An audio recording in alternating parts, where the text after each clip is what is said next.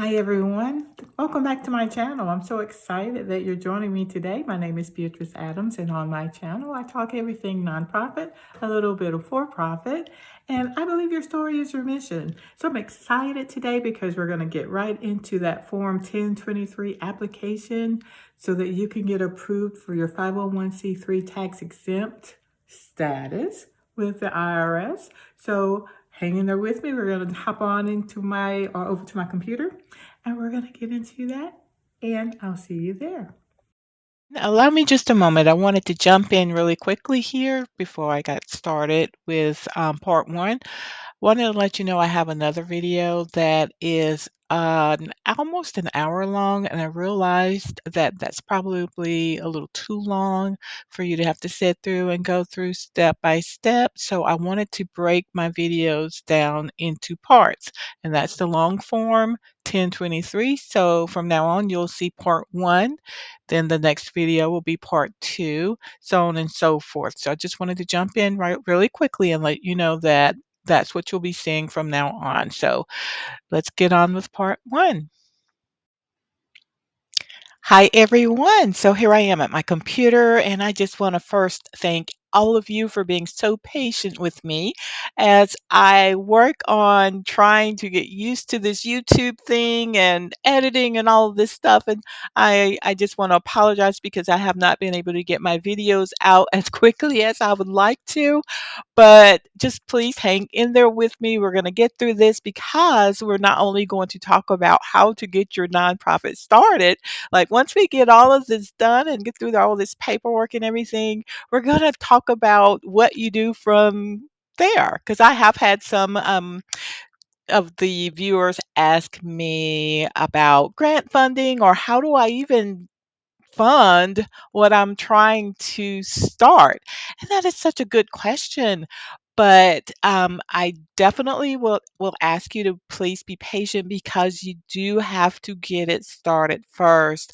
Know that grant funding will not come until you are approved as a 501c3 tax exempt organization. Now, I'm not saying that you won't be able to get donations from people. I'm not saying that there may be some funders that possibly would give you a grant, but in my experience, that's just not been the case. They, as you can imagine, want to be able to write off their donations as, on their taxes as well. So they are going to be looking for that letter from the IRS that says you are a 501c3 tax exempt organization. So you got to just be careful not to put the cart before the horse. We want to get it started, get all the paperwork done, get you established at the state, and then, of course, it's 501c3 tax exempt or status established. And then we can start going from there and growing and talk about funding. And we're going to talk about a lot of things. So, having said all of that, I do want to make sure that I kind of go over this checklist first before we go into the Form 1023. The other video, we talked about the Form 1023 Easy, and we're going to actually get into the actual long form 1023.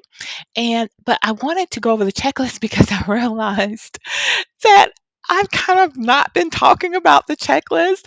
I've asked you to get the checklist in the link below. If you don't have the checklist, be sure to look in the link below and click that link and get the checklist so that you can follow along.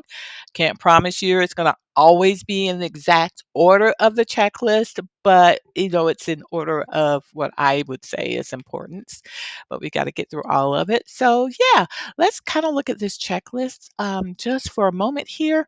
Again, this is everything you need to start a nonprofit and become a 501c3 tax exempt organization. And so here you should have already established your nonprofit organization's name. And in one of my videos, and I'll put another link in this particular video of a website that is free. And you can just kind of plug in some names if you don't have one already, and just and it'll give you all kinds of ideas of, different names that you can use. And then, of course, you'll want to check with your state on their site to make sure that name's available. But yeah, I talk about that in the videos. I'll be sure to mention those as well in the link below. And then you want to have developed your mission statement by now. Now, I do have a video on that as well, which is establishing your mission statement. So you want to definitely have that in check if you have not done so already. One, you will want to have established your EIN number. Your EIN, I keep saying EIN number, is employer identification number. So when I say EIN number, I'm like saying employer identification number. That's crazy. But I don't know, it just rolls off. But so in one of your videos, you want to definitely, I've talked about that of walk you through that process. But before you get your employer identification number, you want to have incorporated your nonprofit at the state level. So be sure you do that. I also have a video on that, incorporate how to incorporate. It's a walkthrough video if you have not done that. Definitely do that. And once you get your incorporation papers back from the state, then you will want to request your employer identification number from the IRS at their website.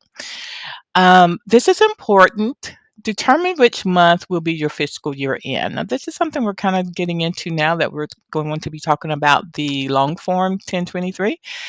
You definitely want to determine which month you want your annual accounting period to end. So for your personal, your W-2 and you're going to do your taxes, our personal accounting, annual accounting period ends in December because then right around January, we've got January through April 15th, I think it is, to get our personal taxes into the IRS. So it's the same thing here.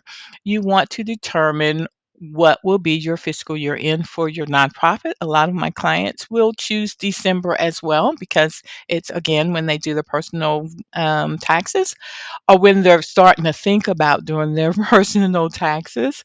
And so it kind of makes it to where, oh, I won't forget because I'll do my nonprofit taxes. I'll make sure that's done. Um, at the same time. But yeah, that's something we'll talk about a little more when we get into this Form 2023. But you want to think about what month you want that to be. You may want it to be in January, February, March, what have you. You may not want to do your personal taxes at the same time. You have to think about your nonprofit taxes. It is completely up to you. So, here we're going to talk about this, and I did talk about this in my last video. It's the one on the Form 1023 Easy, but you want to establish that, well, I guess I should say not establish, but you want to go and grab the NTEE code. We'll talk about that again in this video. And here's the infamous Form 1023 application that we're getting ready to start working on. I know you can't believe it. Yeah, we're going to finally start working on it. I'm so excited. So, and then on the second page, do you see this? I'm kind of going, you kind of have like a, where you can check these off. You can check these off too. You've already done all of that. But this is where I kind of mentioned the articles of incorporation and to include your provisions. Make sure you just go ahead and check that off. Hopefully, you've already established that. Won't have any amendments unless you are an existing nonprofit and or a corp. Well, let's just say you establish your nonprofit as a, let's just say, in a limited liability corporation at the state, and you realize, okay, that's not going to fly. So you'll have to amend your articles to reflect that, or maybe you've changed your address and you want to amend the articles before you get into this process. But, that's something you want to definitely do. And now, of course, we've talked about your EIN letter that you would have received whenever you completed that information at the IRS website to obtain your EIN letter. And we're going to stop right here because now I'm getting into the Form 1023 things that is required on that form. So let's hop on over there and look at that form and let's get started. Know that this form is quite long. Again, I call it the long form. It's not the Form 1023 Easy form, which is a short form. It's only 3 pages long. This is the long form. So you'll hear me refer to it as that. And we are going to go ahead and get started. Note that I will only go through part 1 and part 2 or part 1 at a time. I will not go through the whole form, the entire form. Excuse me. I need to breathe, y'all. I will not go through the entire form at the same time. And the reason it is, it's just so much involved. I'm going to stop when the form says include bylaws. We're going to stop and we're going to address that. So it's not going to be something that I show you the complete form at one time and then we go back and we address the attachments. No, we're going to stop when there's when there's an attachment that is being requested by, and then we'll go from there. All right. Well, thank you. So hold on one second. I'm going to switch over here and I will be right back.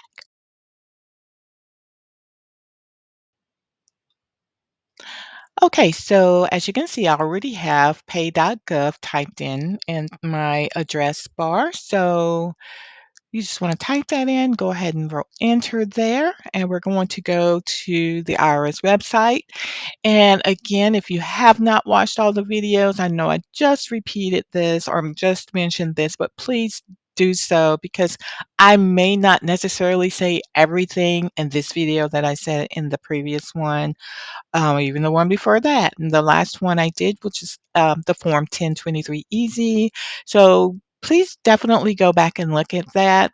But I'm going to try to make sure that I say everything and not leave anything out. So pay.gov is the website that you'll have to use in order to submit your application to the IRS to get approved for your 501c3 tax exempt status. As I mentioned in the previous video, you don't want to complete the form online right now because it will not necessarily save the information. This website, you may complete it and then say 3 months later go back because you're trying to get your money to pay the $600 IRS user fee to submit the application. So you may think, oh, I'll just go in here and I'll complete the application, then I'll work on my attachments separately. No, definitely you want to work on your attachments, then complete the the application at the end. But the reason I'm going to pull it up is because you just have to know how to get to it and how to complete it once you're at that point. So that's what I'm going to do. So we're at pay.gov and I am going to click on menu and then I'm going to sign in. Now, if you have not created an account, you'll definitely want to do that. But I'm going to go ahead and sign in because, of course, I have an account already created. And I'm going to put in my user. I don't care if you know my user, that's no big deal. It'll hide my password, so I'm cool with that. And we're going to get logged in here. Now, this is going to be a two-step verification process. Oops, I did something wrong. Sorry. Let me type that again. Let me get that in here. Stop talking. I'm a talker. See. Alrighty, so let's go ahead and get signed in here. All right, so we're here. Aren't they so nice? Welcome back. It's been a while since you last. I literally just logged in and was looking at this. I'm not going to update my account right now. So as you can see, I could go to my account because I have clients that I'm working with that are about ready to go ahead and submit the information, but I'm not going to do that. I'm going to show you exactly what you will need to do. So you want to go here to the far right upper corner and click on menu, and you're going to search Form 1023. I already have that typed in, but now what it's going to do is it's going to pull up two forms. This one is the streamlined application. That is the 1023 easy form. That's the one that I talked about in the previous video. And I also mentioned why I don't recommend that one. And definitely you want to check that out. But this is what we're looking for. This is the Form 1023. It is what I will refer to as the long form. It's also how the IRS will refer to it as well. But that is the long form, and this is the one that we're going to go ahead and get started on. Let's go ahead and click continue. All right, so infamous instructions. Remember, I am big on instructions, instructions, instructions. We want to have this pulled up. So I'm just going to right click on that so I can open that and the instructions in a new link. And so here we are. We've got the instructions up, and I always have this up in case I have a question about anything. You don't necessarily have to, I see that's 40 pages. You may not need to go over every single thing. Some things may be self-explanatory, but you want to have this up because you just never know what questions you may have. And also, this very first page, I would read this page because it's giving you some information that you will definitely need to know. For instance, it's talking about future developments. There may be some future developments related to the Form 1023 and its instructions that you want to be aware of. So definitely read that. And it's also telling you as a reminder, don't include Social Security numbers on publicly disclosed forms. On this form, you will not be putting your Social Security number. You will be using your employer identification number that you will have established already before you get to this point. And definitely, if you have any questions as you go along on this form, um, because there may be something that you may feel that maybe I didn't answer and that you need to just kind of give them a call. I recommend that you call them early in the morning, like first thing. I think they open at 8 a.m. Eastern Standard Time, if I am not mistaken. Definitely you want to call them as soon as you can, or else you will be pretty much on hold. But I've always had luck because I call them early in the morning. I just kind of know that's the best time. So, but if you have any questions, see, and it says, or if you need help completing Form 1023, give them a call at that number. As I mentioned in the previous video, they are very nice. They are there to help. They're willing to help. That's what their job is. They want you to establish a nonprofit. They're not there to keep you from establishing it, but they do have guidelines they have to follow. However, but they will answer any questions you have as long as it's not a legal question. They'll refer you to an attorney. If it's an accounting question, they will refer you to an accountant. That's not what they are. But they are there to help you with any questions that you may have relating to this form. So definitely give them a call. I mean, they'll be like, this is Beatrice Adams, IRS number, agent number, blah, blah, blah, 1, 2, 3, 4, 5. Again, that kind of always throws me. But they are because of the agent number, but they are super nice and they are human and they are there to help and treat them as such. That's certainly what they're there to do. I know that you will do that.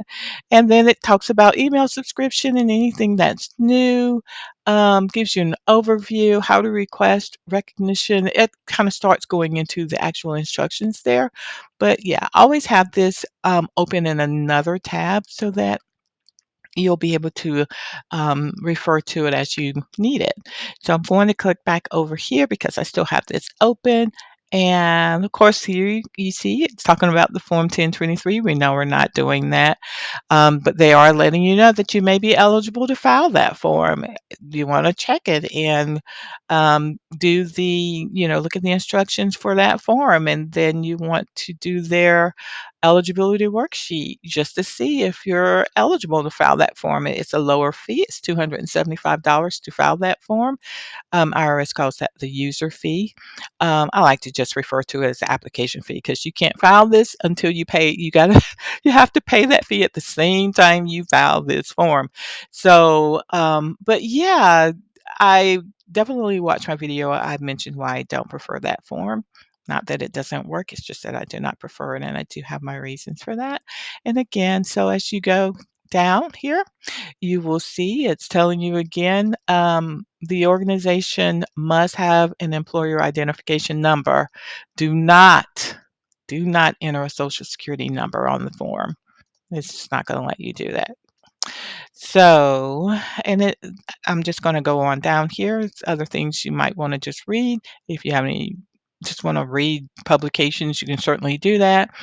But it also tells you after you submit your application, like if you want to get the status of your application, where to go. See, just click on that. Where is my application? And they will tell you if it's been assigned to an agent or if it has not, or when it will be or should be assigned to an agent. Um, you can call them as well, but this is pretty accurate. It's pretty on point.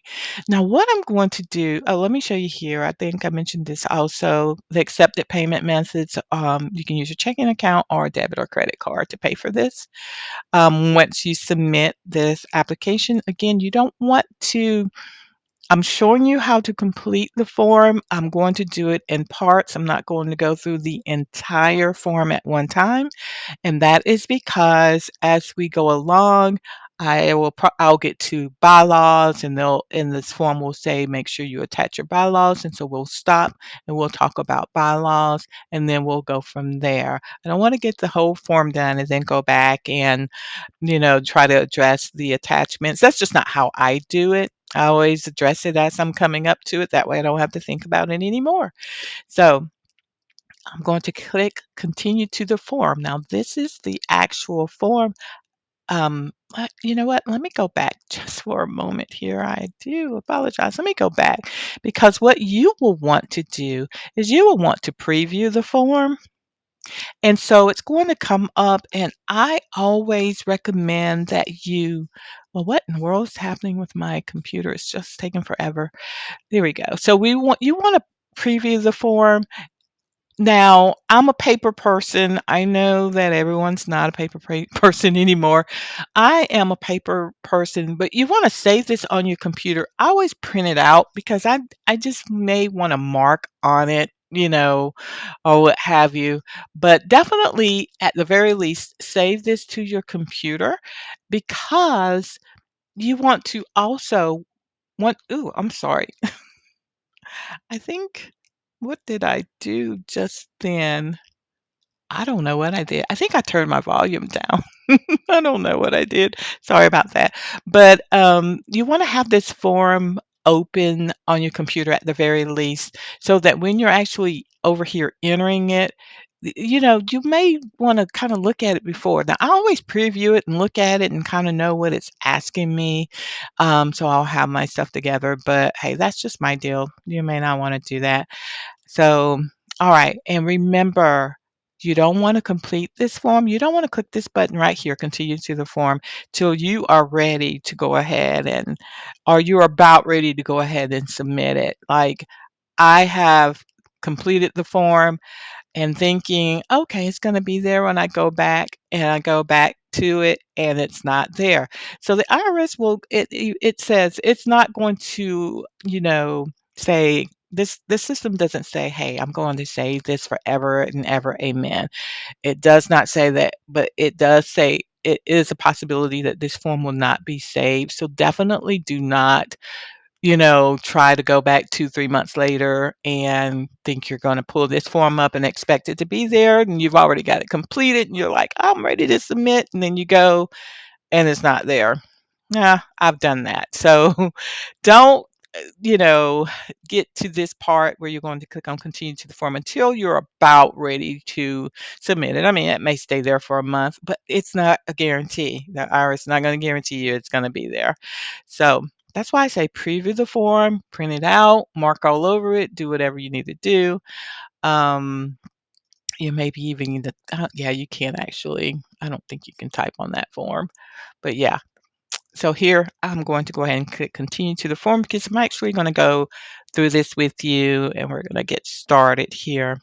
Now, I'm going to see if this system is going to let me continue with like me just making up with an EIN number. I'm hoping it's going to do that. So in my other videos, I said pretty pause foundation. Now, this is just typing in all caps, so I don't have my caps lock on. It's already just typing in that. Now this is an interactive form, so it may not let me just make up a number? And if that's the case, I'll come up with one, no worry. So the full name of the organization, you're going to type in the name, and this is the name that you have established at the state. That's the name that you incorporated your nonprofit at the state. This is a made up name, Pretty Paws Foundation Inc. But that's what I'm putting here. Oh, I'm glad I did that. This is something I forgot. You cannot put in a comma or a period. Those are invalid characters.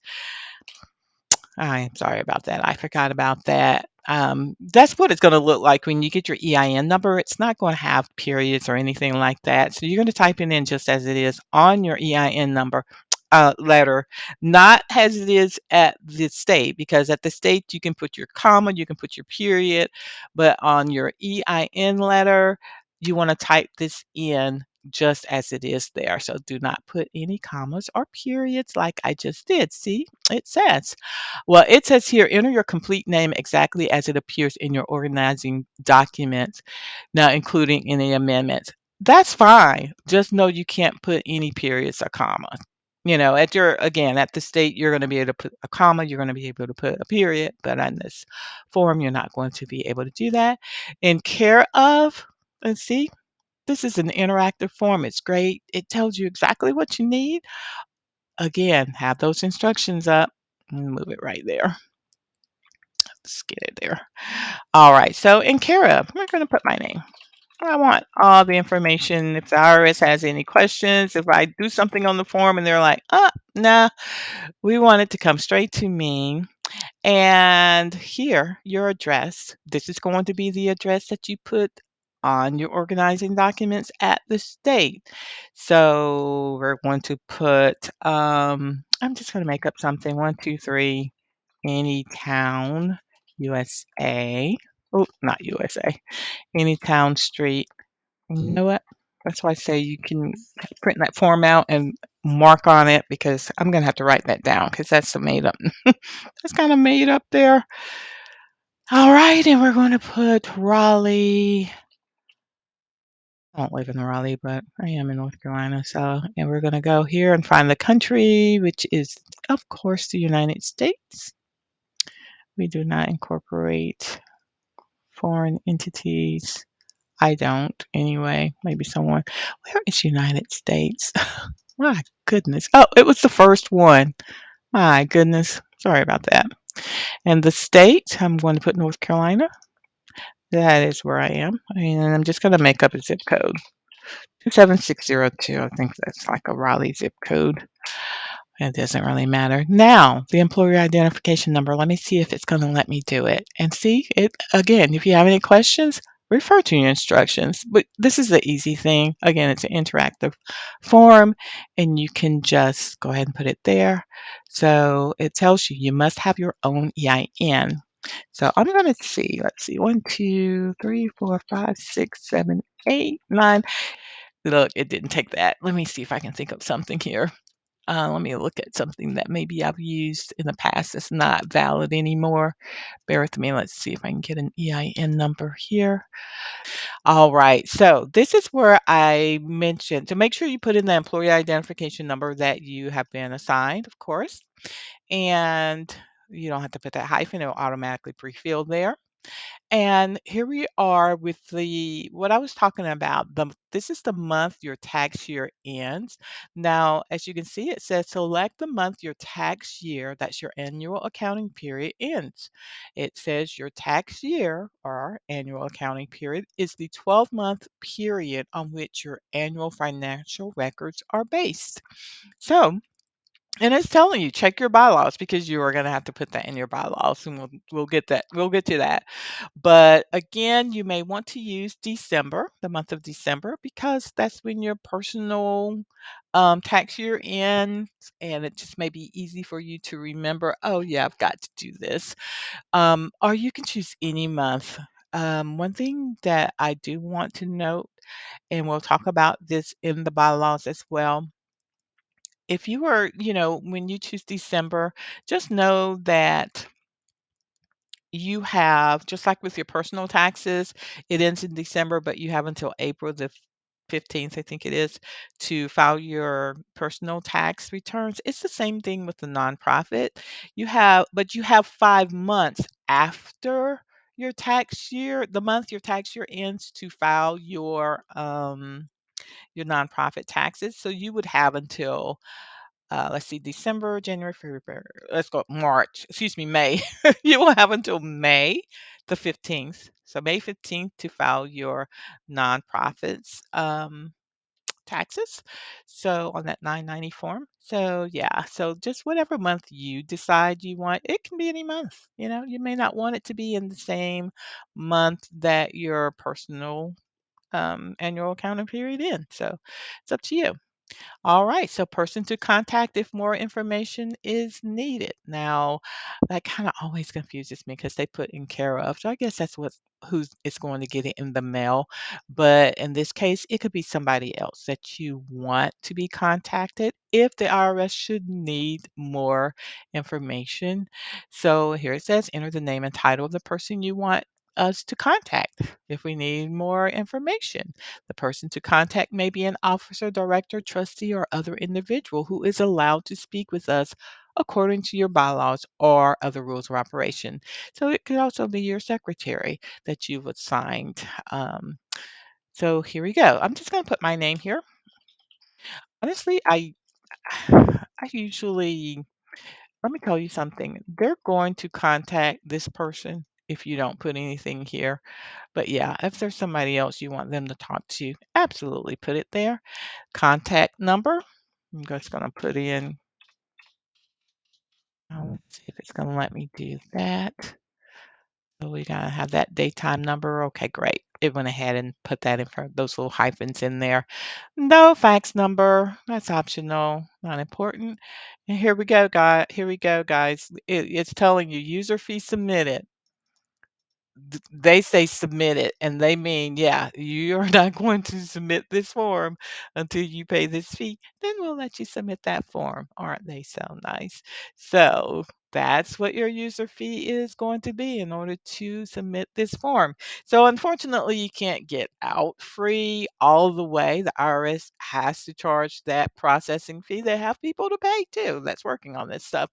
This is why it was so important to me to get this information to you so that you won't have to pay an attorney or someone like myself who charges, a lot of money to get this done. Again, on my first video I mentioned to you, I charge $1,800, 1795 to complete this form for my clients. And then they have to go and pay the $600 user fee on top of that. So imagine if you're, paying someone else or an attorney or whomever that's qualified to do it or has proven to you that they can do it, and they charge you 2,000, 2,500. I had a viewer that mentioned, she was about to pay an attorney $3,500 to get this completed. So I'm so grateful she has subscribed to the site. Because yeah, we're gonna try to keep that money in your pocket because you need that money to do good. You need to hold on to it so that you can, get your nonprofit up and running. You're going to have costs that you just can't avoid. And here we are, this right here, the $600 fee. Now, do you have a website? If you have a website available, absolutely put it here. If you don't have a website, then just put to be determined. I always put something there though. I don't just leave it blank. I just let them know, hey, I'm real serious about this. I'm working on it. It's just to be determined. So, but you want to have a website. That's very important. It's going to be very important to just the overall success of your nonprofit. People need to be able, just like when you look at the videos, you go to my website. I mean, people want to be able to just kind of look, even if they don't stay there that long. They just want to see what you have going on. And, grant funders, it's very important for them. They want to go, they want to check out everything, make sure, you're who you say you are, or at least presumed to be. It's important. Websites are important. This is just a really great marketing tool. Now, here it says list the names, titles, and mailing addresses of your officers, directors, and or trustees. Again, watch my videos. I've talked to you about the board of directors that you must have, the titles that you must have in order to be approved as a 501c3 tax exempt organization. Number one, you must have three minimum. You have to have three um, people on your board. They will be, in this case, I'm just going to say executive director.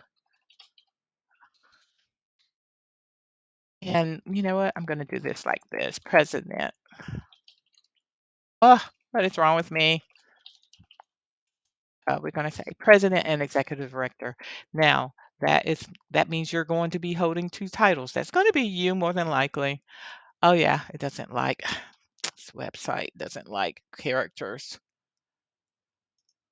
I actually think I have too many characters. So let's take that out. Let's do it like this. I don't think it likes this ampersand either. Yeah. So finicky, my goodness. And I know this. I don't know why I'm fumbling right now with you all.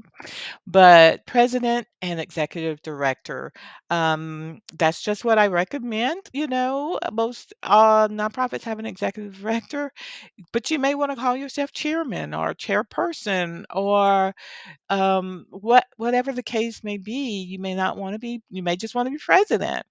But I just always, inform my clients that I would definitely be if you didn't want to just be executive director. I mean, I don't recommend you just be president unless you're going to hire out an executive director. But when you're new and you're getting started, you're going to most probably want to be the executive director for sure because you're running things.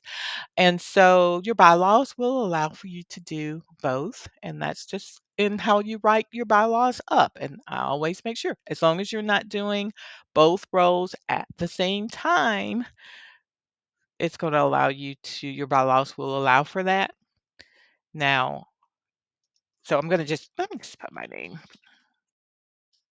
Oop, don't be as careless as I'm being right now. Um, so got my first name, got my last name in there, and what did I say? 123 Anytown Street, and that is Raleigh, North Carolina, and that is 27602. Just made all that up. Except for my name, of course. I'm Raleigh. It's a real city. North Carolina's a real state. Anyway, so green is good, red is bad. This is what we're learning. Green is good, red is bad. All right. So now your second officer, director, or trustee. Um, it's going to be, we're just going to make up a name. Kim Smith. Why do I keep doing that? The first name is Kim, last name Smith, and her title is going to be treasurer. Now, you cannot be treasurer and secretary. Just know that secretary is going to be the next one. These are the positions you have to have on your board. You have to have an executive director or president and executive director. You must have a treasurer and you must have a secretary. So we're going to have Kim Smith be the treasurer, and just for time's sake, I'm going to give her the same address. She's not going to have the same address unless you're a family member and they live in the same house. That's something you can do. IRS doesn't mind if you have, you and your husband. So let's make him. Let's see, Adams. Let's say instead of Kim Smith, let's say Tim Adams. Made up name. We're gonna say Tim is my husband. And yeah, so we're gonna have Tim be the treasurer, and that's because I'm being lazy and don't want to think up another street address. But that's cool because I'm gonna show you what you need to include when you do have a member of your family that's on your board.